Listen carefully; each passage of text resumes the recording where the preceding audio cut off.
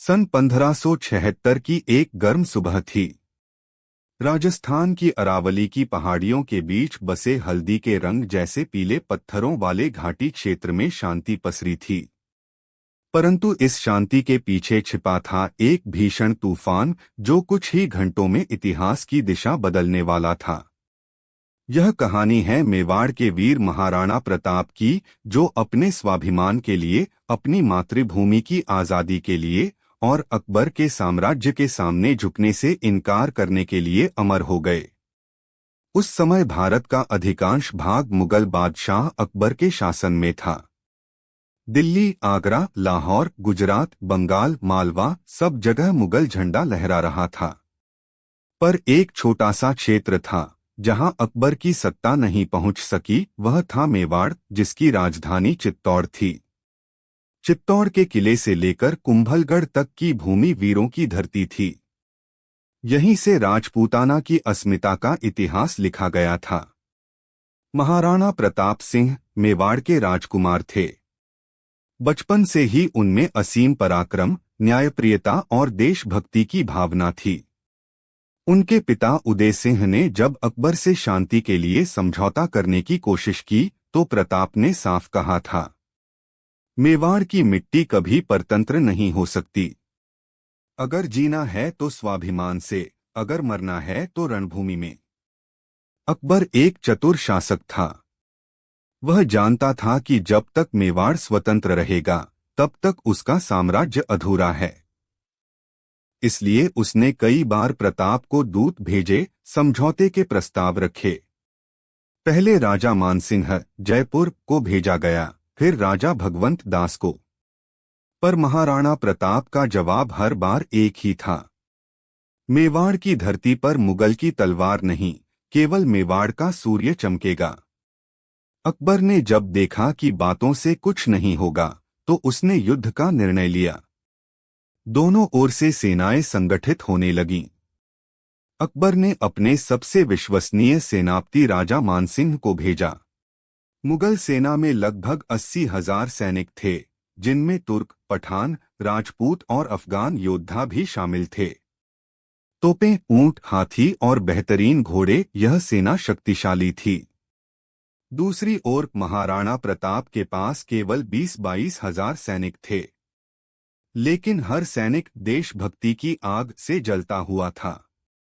प्रताप के साथी थे भामाशाह, झाला बीदा, हकीम खां सूर, पुंजागोरा भी योद्धा, रावत चंदन सिंह और सबसे प्रिय साथी चितकौरा चेतक, उनका वीर घोड़ा। 18 जून 1576, वह ऐतिहासिक दिन। सुबह का सूरज अभी अरावली की चोटियों पर उग ही रहा था। हल्दी जैसी पीली घाटी सुनहरी रोशनी में नहाई हुई थी। पर यह शांति धोखा थी। दोनों ओर की सेनाएं आमने सामने थीं। एक ओर राजा मानसिंह अपनी विशाल मुगल सेना के साथ, दूसरी ओर महाराणा प्रताप अपनी छोटी लेकिन जोश से भरी सेना के साथ। प्रताप ने अपने सैनिकों को संबोधित किया, भाइयों, आज का दिन हमारा इम्तिहान है। आज यह धरती गवाह बनेगी कि मेवाड़ का कोई पुत्र परतंत्र नहीं जीता। अगर मरना है तो रणभूमि में, पर झुकना नहीं है। पूरा रणभूमि जय मेवाड़ और हर हर महादेव के नारों से गूंज उठा। के भीतर युद्ध प्रारंभ हो गया। तलवारें टकराईं, भाले चमके, तोपों की आवाजों से घाटी गूंज उठी। धूल के बादल छा गए, रक्त की नदियां बहने लगीं। महाराणा प्रताप अपने नीले घोड़े चेतक पर सवार होकर शेर की तरह दुश्मनों के बीच घुसे। उनकी तलवार से जो भी सामने आया, 2 टुकड़ों में बंट गया। राजा मानसिंह की सेना ने जबरदस्त हमला किया। मुगल तोपें गरज रही थीं, लेकिन अरावली के तंग दर्रों में उन्हें पूरी जगह नहीं मिल पा रही थी। यही प्रताप की रणनीति थी। उन्होंने मुगलों को घाटी में फंसाया था। अपने चरम पर था।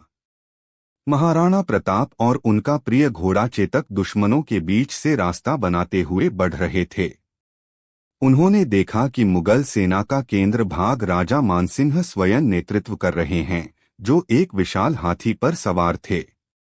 प्रताप ने अपनी तलवार उठाई और चेतक को आगे बढ़ाया। चेतक छलांग लगाते हुए हाथी के मस्तक पर जा पहुंचा। प्रताप ने पूरी ताकत से भाला फेंका, लेकिन वह केवल मानसिंह के महावत को लगा। हाथी उग्र हो उठा, चेतक नीचे गिरा पर तुरंत संभल गया। उस क्षण पूरा रणभूमि गूंज उठा, जय महाराणा प्रताप। युद्ध भीषण था। मुगलों की संख्या अधिक थी। धीरे धीरे मेवाड़ी सेना को पीछे हटना पड़ा। तभी झाला बीदा ने महाराणा से कहा, महाराणा, आपका जीवन ही मेवाड़ की आशा है। आप यहां से हट जाइए, मैं आपके स्थान पर लड़ता हूं। झाला बीदा ने महाराणा का मुकुट पहन लिया ताकि दुश्मन समझे कि वही प्रताप हैं। और फिर वह वीर अकेले ही सैकड़ों मुगलों से भिड़ गया। वह अंत तक लड़ा और शहीद हो गया। महाराणा प्रताप की आंखों से आंसू बह निकले, पर उन्होंने रणभूमि नहीं छोड़ी। युद्ध लगभग समाप्ति की ओर था। मुगलों ने चारों ओर से घेर लिया था। प्रताप को पीछे हटना पड़ा।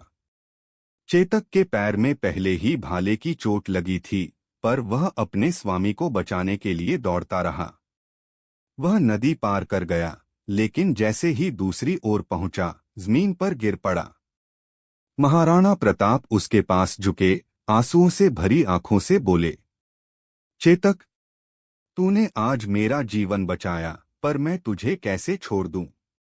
चेतक ने प्रताप के हाथों को चाटा और हमेशा के लिए आंखें बंद कर लीं। वह दृश्य इतना भावुक था कि आज भी राजस्थान की धरती उस वफादार घोड़े की वीरता गाती है। का युद्ध 6 घंटे तक चला। मुगलों ने युद्धभूमि पर अधिकार किया, पर वे महाराणा प्रताप को पकड़ नहीं सके। इसलिए यह युद्ध निर्णायक नहीं कहा गया। प्रताप ने बाद में अरावली की गुफाओं और जंगलों में रहकर गुरिल्ला युद्ध जारी रखा। भामाशाह ने उन्हें धन देकर नई सेना खड़ी करने में मदद की। धीरे धीरे प्रताप ने मेवाड़ के अधिकांश क्षेत्रों को पुनः जीत लिया, चावंड, गोगुंदा, कुंभलगढ़ आदि। अकबर को यह स्वीकार करना पड़ा कि महाराणा प्रताप को न तो तोपों से हराया जा सकता है, न ही प्रस्तावों से झुकाया जा सकता है। में बसी है और ऐसी आत्माएं कभी पराजित नहीं होती। प्रताप ने जीवन भर अपने आदर्शों से समझौता नहीं किया। उन्होंने जंगलों में, कंदराओं में भूखे रहकर भी स्वतंत्रता नहीं छोड़ी।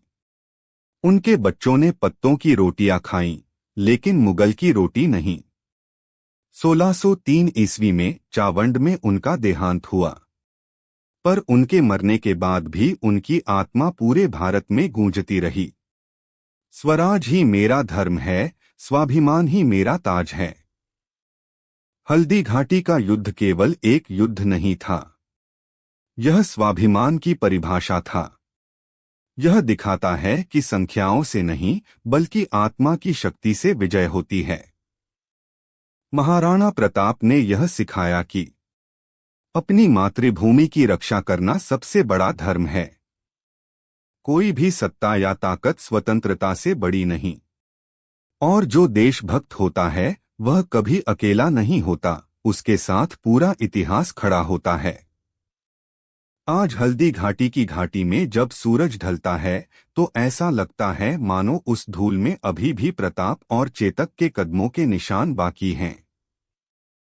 हर हवा का झोंका मानो कहता है, यह वही धरती है जहां स्वाभिमान ने तलवार उठाई थी, जहां एक राजा ने साम्राज्य नहीं, बल्कि अपनी आत्मा की आजादी के लिए लड़ाई लड़ी थी। हल्दी घाटी का युद्ध हार जीत का नहीं, बल्कि वीरता, वफादारी और राष्ट्र गौरव का युद्ध था। और जब तक भारत रहेगा, महाराणा प्रताप और चेतक की यह कथा हर हृदय में अमर रहेगी।